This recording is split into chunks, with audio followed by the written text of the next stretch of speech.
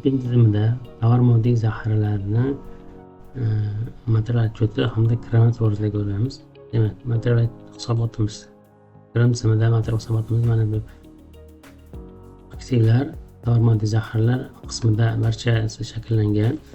Bu yerda faqatgina korxonaning omboridagi mavjud bo'lgan 10-uchetda aks ettiriladigan tovar moddiy zaxiralar to'g'risida ma'lumotlar kiritiladi. Material hisobot menyusida barcha kirim-chiqim operatsiyalarimiz avtomatik ravishda ko'rinib turadi. Bu yerda hech narsa kiritilmaydi, faqat ma'lumot olinadi. Kirim-chiqim ma'lumotlariga asosan bu yerda ombor hisoboti shakllanadi. Kirim jadvalida biz tovar moddiy zaxiralarini omborga kirim qilamiz. Bu yerda mana qo'shish bosganimizda buyruqnomasi ham mavjud ko'rsa bo'ladi. Qo'shish bosganimizda mana 7 xil formada kirim qilamiz. Hisob faktura asosida kirim qilish, ustav kapitali ulush sifatida kirim qilish, ilgari boshqa tashlatgan ustav kapitaliga kiritilgan ta'sir ulushini qaytarib olganda tovar moddiy zaxira sifatida olganda kirim qilishimiz, bepul kelib tushishi, ortiqcha hisoblangan timizlarni aniqlash, ya'ni o'sha hisobga olinmagan inventarizatsiya natijasi yoki xatlov natijasida aniqlangan asos vositani kirim qilishimiz, dalolatnoma asosida kirim qilishimiz yoki davriy hisob asosida kirim qilishimizni qo'shishimiz mumkin bo'ladi. Birinchi hisob faktura asosida kirim qilish bo'yicha ko'ramiz. Ya'ni bu yerga ochganimizda avtomatik ravishda tizim hisob fakturaga bog'lanadi. Bu yerdan kerakli hisob fakturani tanlab olishimiz mumkin. Shu hisob faktura bo'yicha tovar moddiy zaxirani kirim qilamiz. Aytdik, mana 31-yanvar bilan 2020 bilan hisob faktura kelgan. Mana shuni biz kirim qilamiz. Shartnoma qo'yish yo'q bo'lsa qo'shib olamiz. Avtomatik ravishda tizim to'ldirib beradi. Va mana bu hisob fakturamizni boshqasiga o'zgartiraylik. Bu xizmat ekan. Hisob fakturamizda mana bu mahsulotimiz kelgan. Mana shuni biz tovar moddiy zaxiraga kirim qilishimiz kerak. Buning uchun mana yuqorida shartnomasini yo'q bo'lsa tanlab olamiz, omborni tanlab olamiz. Hamda mana bu mahsulotimiz nomini biz kerakli hisob raqamini kiritishimiz kerak bo'ladi. Mana shu mahsulot xizmat degan menyumizga shot biriktirishimiz kerak. Bu mahsulotimiz, demak bu mahsulotimizni biz omborga unvon sifatida kirim qilamiz. Va mana bu yerga hisob faktura degan nom alohida, biz tizim uchun yana qo'shimcha alohida mana shu nomni biriktirib olishimiz kerak bo'ladi. Buning uchun agar avval kiritilgan bo'lsa shu yerda ro'yxatga chiqadi, kiritilmagan bo'lsa yangi qo'shmoqchi bo'lsak, qo'shish tugmasini bosganimizda tizim avtomatik ravishda to'ldirib beradi. Bu yerda faqat o'lchov birligini qo'yib olamiz va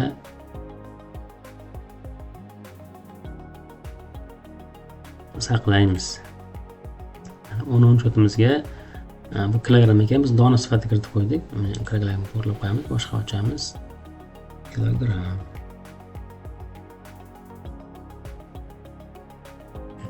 Mana saqlab qo'ydim.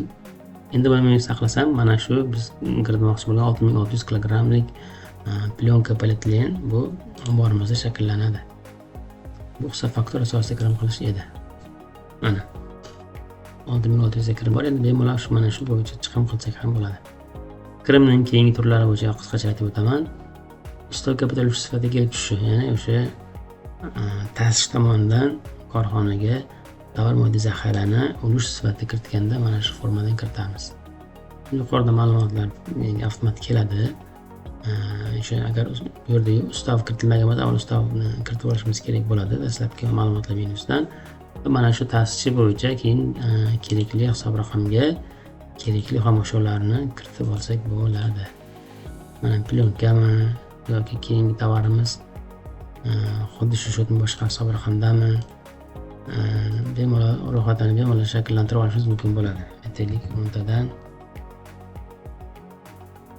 xuddi shu tarzda bemalol kiritib olsak bo'ladi. Shartnomasini kiritib qo'yamiz.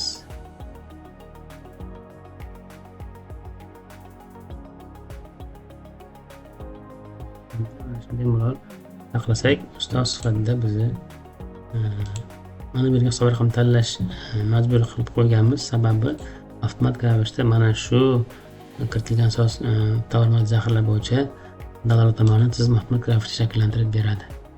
Mana bu hozir kiritgan ma'lumotimiz bilan qo'shildi. Mahsulotlar menyusiga biz keyingisini ikkita mana qo'shdik. Mahsulotlarimiz ombori uchetimiz yuryapti. Shu bilan birgalikda mana shu ustoz sifatida kelib tushgan mahsulotlarimiz to'g'risida elektron hujjat shakllantirishimiz mumkin bo'ladi. Mana bizda tayyor mana shu korxonaga ustav tomonidan kiritilgan mana ta'sischigacha ko'rsatib qo'ygan avtomatik ravishda chiqadi. Qabul qiluvchi ikkinchi tomon tayyor topshirish qabul qilish talabnomasi elektron sifatida shakllanadi. Yangi kirimimiz ilgari boshlashdan ustav kapitalidan kirgan korxona boshqa korxonaga ustav sifatida investitsiya kiritgan bo'lsa, ushbu investitsiyasini DMZ sifatida, xomashyo sifatida olayotgan bo'lsa, bu formadan foydalanamiz. Ya'ni mana avval mana shu 06 uzoq muddat investitsiya sifatida kiritgan mablag' balansda ko'rinadi.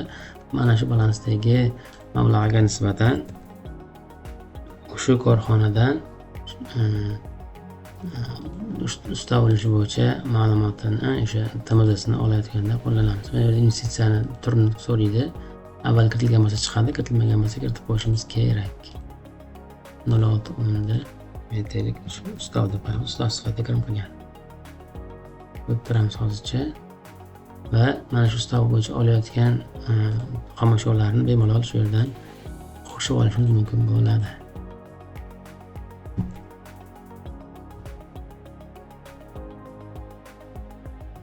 Mana biriktirib qo'yapmiz, sababi bunga avtomatik ravishda dalolatnoma tayyorlab beradi.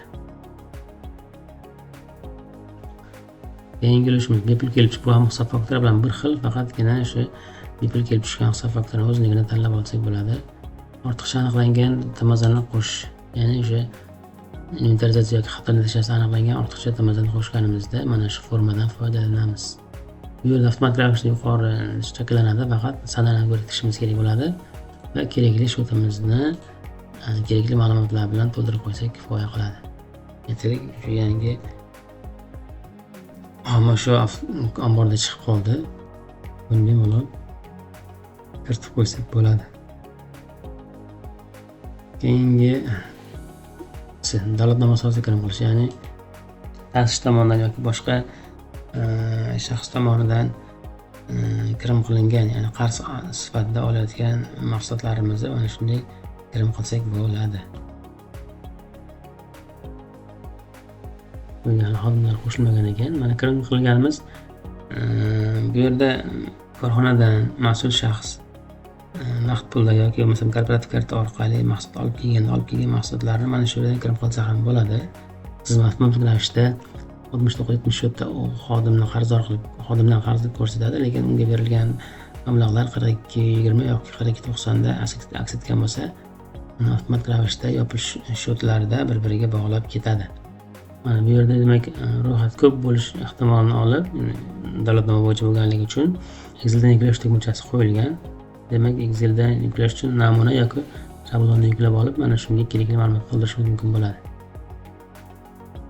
Mana xuddi shu tartibda bo'ladi, faqat tagi keyingi mahsulotlarini davom ettirib shakllantirsangiz bo'ladi. Hozircha biz mana shuni ikkalasini kiritib ko'ramiz va siz o'zingizni tovar ro'yxatingizni bemalol shakllantirsangiz bo'ladi. Xomashyo ro'yxatingiz. Mana yuklaymiz. Siz mana ikkalasini olib kelib berib tayyor qilib, bu yerga kerakli shotlarni tanlab qo'ysak kifoya. Xomashyo sifatida qabul qilamiz buni. Bo'lmasa kerakli o'zi nom mana shu nom bo'lsa, mana shu nomni bemalol qo'sh orqali kiritishimiz mumkin bo'ladi. Xarajatlarni tanlab qo'yamiz. Mana taqalasak, taqdim etilgan ro'yxat topilmadi.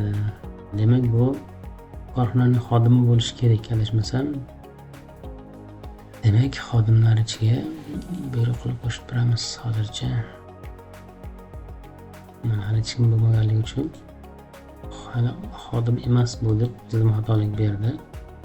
Ushbu kiritilgan odamni xodim qilib qo'shib turamiz. Hech kim yo'qligi uchun, korxonaga tegishli bo'lmagan odam tomonidan qabul qilingani uchun buni tizim menimcha qabul qilmadi.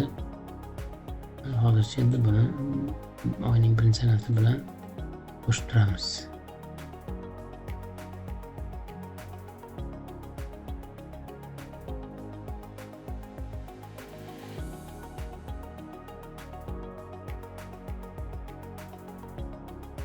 Hozirgi faylimiz boshqatdan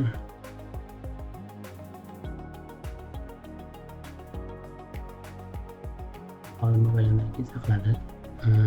Keyingi kirim turimizni kirim. Keyingisi davriy hisob sifatida kirim qilish. Davriy hisob. Demak, bu qachon kirim qilamiz davriy hisobda? Asosan qurilish korxonalarida ko'proq ishlaydi. Ya'ni hisobot davri davomida barcha kirim qilingan asosiy vositalarni hisob faktor orqali kelganda to'g'ridan-to'g'ri 91-cho'tga olib borishadi, ombor yuritmasdan. Hamda hisobot davri yakunida inventarizatsiya natijasida aniqlangan ortiqcha tamizani kirim qilganimizda mana shu formadan foydalanamiz. Demak, hisobot davri yakunlandi. Hamma hisob faktoralari orqali 91 ga ma'lumot ketgan, omborga tushmagan tovarlarimiz, xomashyolarimiz va ortib qolgan hisobot davri yakunida hali ishlatib ulgurilmagan tovarlarimizni, xomashyolarimizni buxgalteriyaga kirim qilib qo'yishimiz kerak bo'ladi. Demak, mana shu yerda aniqlangan hamma hisob faktorada 91 ga provodga berilgan xomashyolarimizdan ortib qolgan qismini qaytarib omborga kirim qilib qo'yishimiz kerak bo'ladi. Mana shunda mana shu formadan foydalanamiz. Mana aytaylik, shu 10 xomashyosidan ortib qolgan qismi bor. Mana shu ortib qolgan qismini 200 metrmi kilogrammi qanchadir 10 ming so'mdan chiqsa, mana shuncha miqdordagi qiymatlarimiz kerak. Biz davom ettirib qo'shib ketaverasiz. Orqaga qaytarib qo'yamiz. Yana 91 shota orqaga qaytarib omborga kirim qilib qo'yadi. Barcha kirimlarni ko'rdik. Barcha kirimlarimiz bo'yicha matal hisobotimiz avtomatik ravishda shakllangan. Har bir kirimlarimizni tizim qo'shib kiritib qo'yapti. Bemalol buni o'zining ustiga bosib, mahsulotlarning ustiga bosib, qayerdan kirim qilgan bo'yicha bemalol ko'rsangiz bo'ladi. Mana stoldan kirim bo'lyapti, ta'sir uchidan kirim bo'lyapti, davlat hisobdan kirim bo'lyapti. Bemalol ko'rib olsangiz bo'ladi.